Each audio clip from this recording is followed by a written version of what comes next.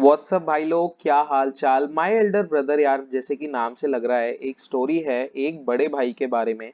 सो Elder का मतलब होता है बड़ा। सो चलो जानते हैं कि ये स्टोरी किस बारे में है। तो यहाँ पे थोड़ा सा हमें इसके बारे में बताया है, प्ले के बारे में। सो ये एक प्ले है, शॉर्ट प्ले है, जिसका मतलब होता है ये एक नाटक है दो भाइयों के बीच में, जो कि एक दूसरे से बहुत प्यार भी करते हैं और एक दूसरे की बहुत इज्जत भी करते हैं। तो जो स्टोरी है ना, वो हमें बताती है कि जो हम रोजमर्रा में काम करते हैं वो उतना ही इम्पोर्टेंट होता है जो हम हमारे स्कूल में पढ़ते हैं। सो ये उसी के ऊपर एक स्टोरी है, और ये इस स्टोरी को मतलब लिखा है मुंशी प्रेमचंद जी ने। सो अगर आपने उनके बारे में नहीं पढ़ा सो आप जरूर पढ़िएगा, वो बहुत ही फेमस लेखक हुए हैं।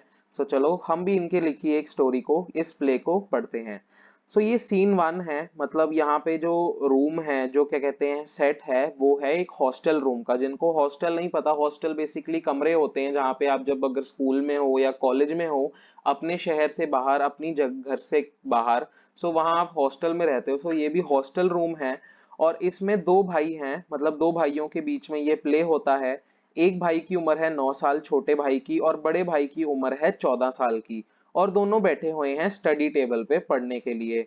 द एल्डर ब्रदर, जो कि बड़ा भाई है, भैया, इज रीडिंग अ बुक। जो बड़ा भाई है वो एक किताब पढ़ रहा है, और जो छोटा भाई है मुन्ना, वो ड्रॉ कर रहा है, मतलब वो आर्ट बना रहा है किसकी, बर्ड्स एंड एनिमल्स की, मतलब पंछी और जानवरों के ऊपर एक ड्राइंग बना रहा है। सो भैया कहते हैं कि तुम मुन्ना क्या कर रहे हो। मुन्ना कहता है कि मैं ड्राइंग बना रहा हूँ, मैं ड्रॉ कर रहा हूँ। तो भैया कहते हैं व्हेन विल यू स्टडी, कि भाई तुम पढ़ोगे कब। Where were you in the morning, तुम भाई सुबह कहाँ गए थे। सो मुन्ना जो था वो टर्निंग पेल, तो जो छोटा भाई था कितने साल का, 9 साल का, वो पेल होने लग गया, मतलब उसको डर लगने लग गया, वो मतलब घबरा गया। वो कहता कि मैं खेल रहा था भैया, और आप इतने सारी क्या कहते हैं इतने घंटे से मतलब ये किताब पढ़ते रहते हो, आप कैसे कर लेते हो ये, मतलब आप बोर नहीं होते क्यों। तो भैया कहते हैं इसका कारण ये है कि मैं किताब लेके इसलिए इतने घंटे बैठ पाता हूँ क्योंकि मेरे को अपनी पढ़ाई की फाउंडेशन, मतलब मेरी जो पढ़ाई की नींव है, उसको मैं बहुत ही स्ट्रांग रखना चाहता हूँ, बहुत ही क्या कहते हैं तगड़ी रखना चाहता हूँ, कि अगर मैं अभी से पढ़ना मतलब अच्छी तरह स्टार्ट कर दूं, तो आगे जो बड़ी क्लासेस होंगी वहां पे मेरे को प्रॉब्लम ही नहीं आएगी।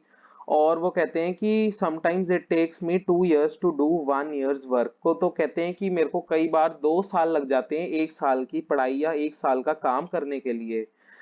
तो मुन्ना कहता है, छोटा भाई कहता है भैया you are 5 years older than I am, कि आप मेरे से 5 साल बड़े हो और 3 क्लासे मेरे से आगे हो, मतलब 5 साल बड़े और 3 क्लासे आगे हो मेरे से। I wonder why you keep writing the same word 20 times. तो मेरे को ये बात समझ नहीं आती कि आप एक ही वर्ड को, सेम ही शब्द को 20 बार क्यों लिखते हो, और एक सेंटेंस को, मतलब एक लाइन को आप 20 बार कॉपी और मतलब 20 बार लिखते हो। और एक जो क्या कहते हैं पोयम होती है, जो एक पोयम होती है उसको कई बार आप सुंदर, मतलब वो करके क्या कहते हैं नीट बहुत ड्रॉ मतलब लिख के आप पोएम्स को भी लिखने लग जाते हैं। नहीं तो यार पोएम्स तो बुक के अंदर लिखी होती है, हमें खुद को लिखने की क्या जरूरत है ना। मुन्ना के भी दिमाग में यही सवाल था। तो भैया ने जवाब दिया, you know studying English is no child's play, कि तुम्हें पता है क्या, जो इंग्लिश पढ़ना है वो कोई आसान काम नहीं है। आपके लिए डिफरेंट है क्योंकि आप सब भाई लोग हो और आपको तो मैं पढ़ा ही रहा हूँ, सो आपके लिए तो आसान है। पर हाँ, हार्ड वर्क तो यार हर चीज में करना ही पड़ता है। और बड़े भैया भी यही बताते हैं कि हार्ड वर्क तो बहुत करना पड़ता है अगर आपको कोई भी सब्जेक्ट पढ़ना है। और टू स्पीक और right English properly tremendous effort is require. हाँ, इंग्लिश बोलने के लिए और सीखने के लिए शुरू में तो यार एफर्ट तो बहुत लगती ही लगती है। पर जब भी आपको कोई चांस मिले, मतलब तुमको कोई चांस मिलता है, भैया जो हैं मतलब 14 years के, वो अब छोटे भाई को बता रहे हैं कि तुम्हें जब भी चांस मिलता है तो तुम तो भाग जाते हो वहां जमीन, मतलब जो वो है फील्ड, तो वहां पार्क में खेलने जाने के लिए तुम वहां पे मार्बल्स मतलब बंटे खेलते हो, और अपनी जो वो होती है काइट, काइट को उड़ाने हो, मतलब पतंग उड़ाने चले जाते हो, या फिर अपना टाइम वेस्ट करते हो अपने दोस्तों के साथ फन करने के लिए। मतलब तुम मतलब टाइम वेस्ट करते हो और पढ़ाई नहीं करते। क्या तुम चुपचाप बैठ के मतलब पढ़ नहीं सकते क्या, तुम पढ़ते क्यों नहीं हो। सो मुन्ना कहता है, ओ भैया there is a big mela in the village today, should we go. तो कहता है भैया यार आज तो बाहर मेला लगा हुआ है यार, चलो देख के आते हैं। सो भैया आगे से कहते हैं, तुमने कभी मेरे को देखा है मेले में जाते हुए, या कभी मैं कोई क्रिकेट मैच या हॉकी मैच देखने चला जाऊं। कहते हैं मैं उसके पास नहीं जाता, मैं घर जाके मतलब बुक्स पढ़ता हूँ, मतलब घर बैठे बैठे बुक्स ही पढ़ता रहता हूँ। मेरे को अगर अपनी क्लास रिपीट करनी पड़ जाए फॉर मोर देन 2 years, मतलब मेरे को फर्क नहीं पड़ता कि मेरे को अपनी क्लास 2 बार रिपीट करनी पड़गी, पर तुम्हें सेम क्लास में ही रहना पड़ जाएगा अगर पूरी जिंदगी अगर तुम ऐसे ही पढ़ते रहे। अगर तुम यार पढ़ोगे ही नहीं तो तुम खेलते रहोगे तो तुम पास कैसे करोगे? You are simply wasting father's hard earn money. की यार तू हॉस्टल में आया है, पापा ने हमें अपने गाँव से यहाँ पे भेजा हुआ है पढ़ने के लिए, और तू यार टाइम वेस्ट कर रहा है यार, क्या बात है ये। सो मुन्ना जो है वो रोना शुरू कर देता है ये अपनी डांट सुन के, और रोने लग जाता है वे वे बे बे हु हु। सो ये थी इम्पर्सनेशन, मतलब उसकी कॉपी कर रहा हूँ मैं, किसकी? मुन्ना की। सो मुन्ना रोने लग जाता है और वो कहता है भैया I feel like running away and going back home. तो मुन्ना कहता है भैया मेरे को तो मन करता है कि मैं यहाँ मतलब भाग जाऊं स्कूल से और अब वापस घर चला जाऊं, घर लौट जाऊं। सो भैया कहते हैं रुक भाई, रोना बंद करो, रोना बंद करो। पहले पहले तो सबसे पहले अपने मुंह के ऊपर एक बड़ी सी स्माइल ले आओ, और फिर मैं तुम्हें एक टाइम टेबल बना के दूंगा, मतलब एक शेड्यूल बना दूंगा कि तुम उसको फॉलो करना। और get up and dawn. Dawn का मतलब होता है जब सूरज चढ़ता है, तो बहुत अर्ली मॉर्निंग होती है तो वहां उठना। सो ये था शेड्यूल। सो 6 AM से स्टार्ट होके रात के 11 बजे ये खत्म होता था, इसका शेड्यूल। सो जो भैया ने बनाया था। तो मुन्ना ने कहा कि भैया इसमें खेलने का टाइम कहाँ है? तो भैया कहते play, what is the need Munna, कि बाहर कभी खेलने की क्या जरूरत है, पढ़ लो भाई। तो मुन्ना कहता है oh I love the green fields, मतलब जो हरे हरे फील्ड्स होते हैं, हरे हरे खेत होते हैं, हरी हरी मतलब ग्राउंड होता है बड़ा सा, मेरे को वो बहुत पसंद है। और द जेंटल ब्रीज, जो मतलब ठंडी ठंडी सी आराम से हवा चलती है। I want to jump up like a football, जैसे फुटबॉल जो है वो हवा में उड़ती है ना, तो वो कहता है मैं भी जंप मार मतलब ऐसे हवा में होना चाहता हूँ। I like the touch and go and hu tu sort sound of the kabaddi. So कहते हैं मेरे को कबड्डी देखने में बहुत मजा आता है, उसको मतलब कबड्डी में देखने में बहुत पसंद आता है, और उसको मतलब बाहर क्या कहते हैं रहने में पढ़ने से ज्यादा मजा आता है। और कहता है कि मेरे को वॉलीबॉल ऐसे पुल करती है जैसे वो मैग्नेट्स पुल करते हैं।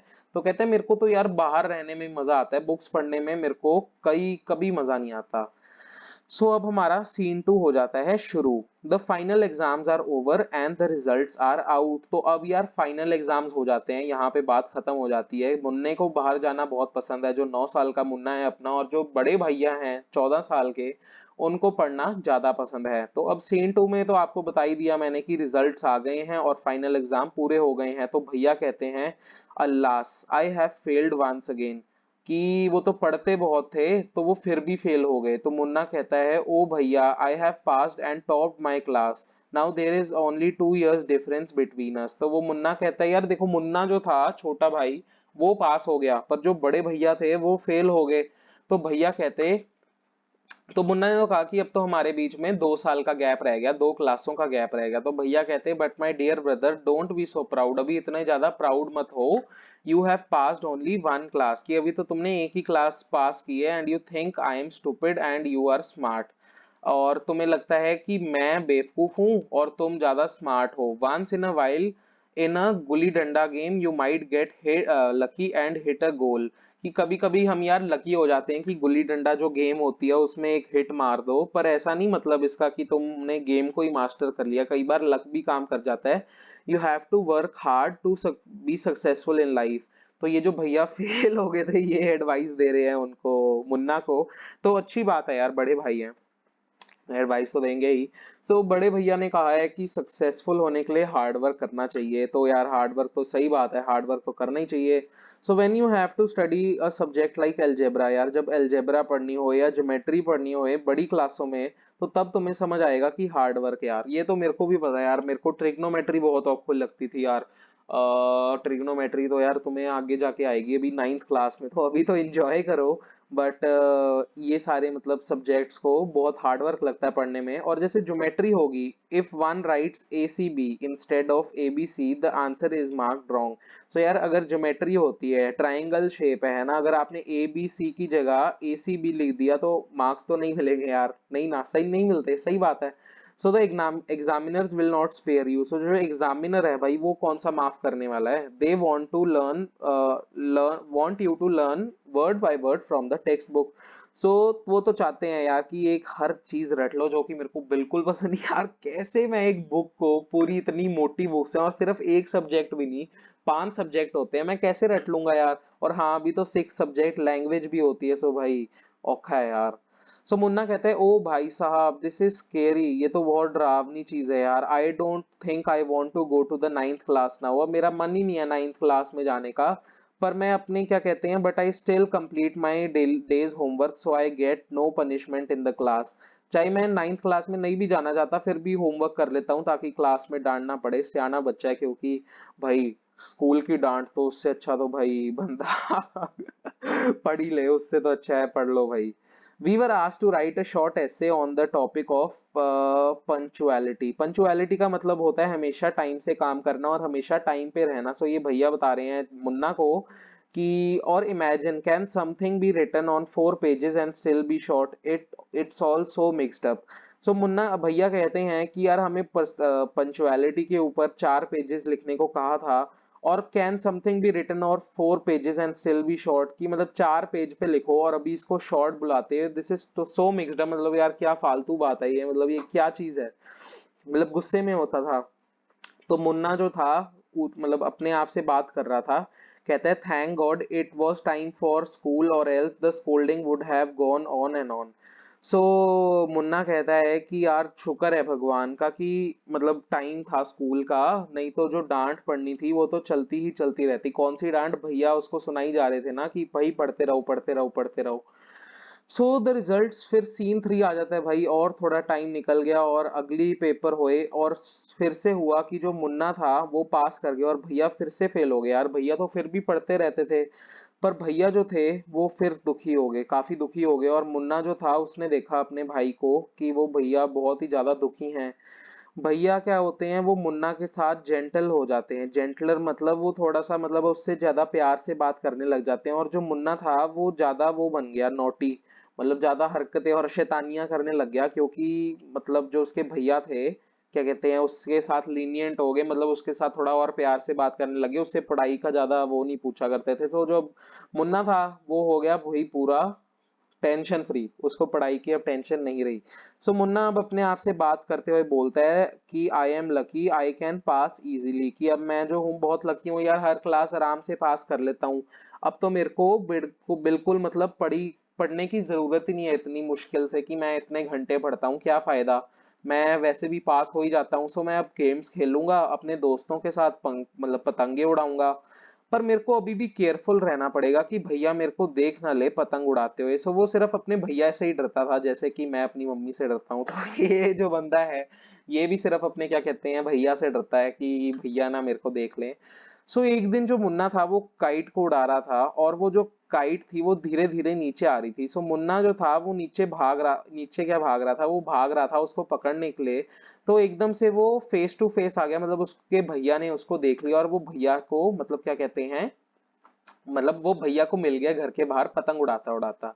सो भैया ने मुन्ने के हाथ को पकड़ लिया उसको देख के और उन्होंने बोला भैया ने कि aren't you shame to be playing kites all day long, कि भाई तेरे को शर्म नहीं आती पूरा दिन भाई पतंग पतंग पतंग।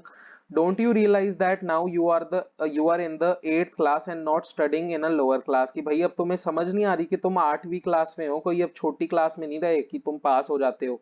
अगर तुम्हें लगता है कि मैं सिर्फ तुमसे एक क्लास आगे हूँ and I can't say anything, you are wrong, कि अभी तुम्हें लगता है कि अगर मैं एक ही क्लास आगे हूँ तो मैं तुम्हें कुछ बोल नहीं सकता, तो तुम भाई गलत सोच रहे हो। I am 5 years older then you and always will be, चाहे मैं एक क्लास आगे होऊंगा पर मैं तुमसे 5 साल बड़ा हूं तो मैं हमेशा रहूंगा। ठीक है, understanding doesn't come only from reading books, जो समझना होता है ना यार वो सिर्फ किताबें पढ़ के नहीं आता। लुक एट माँ एंड बा, माँ has never gone to school and बाबा has only fifth passed 5th class, कि भाई तुम माँ और पापा को देख लो बाबा को देख लो, उन्होंने सिर्फ अभी मम्मा तो स्कूल नहीं गए थे उनके, और जो पापा थे इनके उन्होंने सिर्फ 5th क्लास तक पढ़ाई की थी। तो मुन्ना कहता है रियली भैया ये सच कह रहे हो आप क्या, सच्ची? सो भैया कहते हैं हाँ, यहाँ पे क्या कहते हैं हजार चीजें हैं दैट जो उनको पता है जो हमें नहीं पता, मतलब वो बहुत वाइज हैं। and even we, if we have studied the wisdom of the whole world, माँ and Baba will always have the right to explain to us and correct us। कि भाई अगर तू दुनिया की सारी चीजें पढ़ ले, सारे के सारे बुक्स किताबें पढ़ ले, और फिर भी मतलब जो है ना, माँ और बाबा को पूरा हक रहेगा हमें सही चीज बताने का।